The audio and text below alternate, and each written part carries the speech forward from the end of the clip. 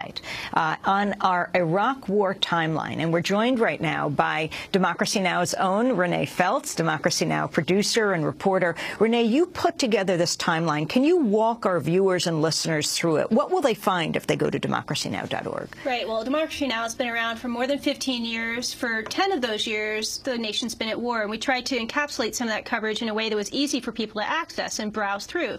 So if you go to our website, democracynow.org, go to the landing page there, you'll see a button where you can click on the timeline.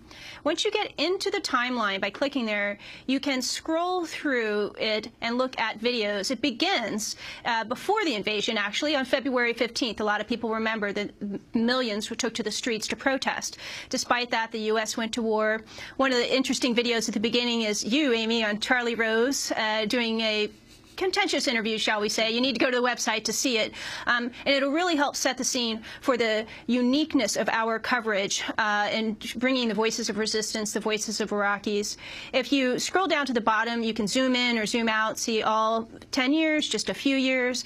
And if you move forward a little bit through that towards the end, bring us up to about 2012, when we recently covered a protest against NATO on Memorial Day by Iraq veterans against the war.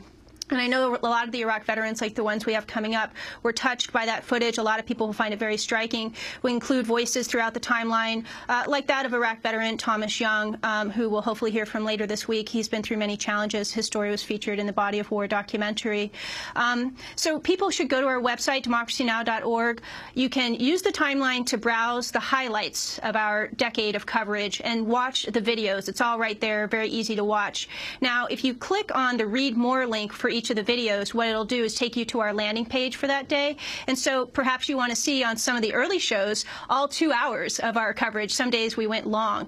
And you can see a very young Jeremy Scahill correspondent. He had just been back from Baghdad at that time in the early days of Democracy Now! And some of these shows. So it's great footage to watch. It takes you back to the time all the way up to the present. And it helps talk about the significant role that we played in the media landscape in this country in the lead up and during the war. And Renee Feltz, thank you so much for putting this timeline together. It is truly priceless. It is a remarkable look at, well, how media, not on bended knee, can cover war. So go to democracynow.org. This is Democracy Now!, democracynow.org, the War and Peace Report. When we come back, 2 women, one Iraqi, one a U.S. soldier, coming together to look forward to heal. Stay with us.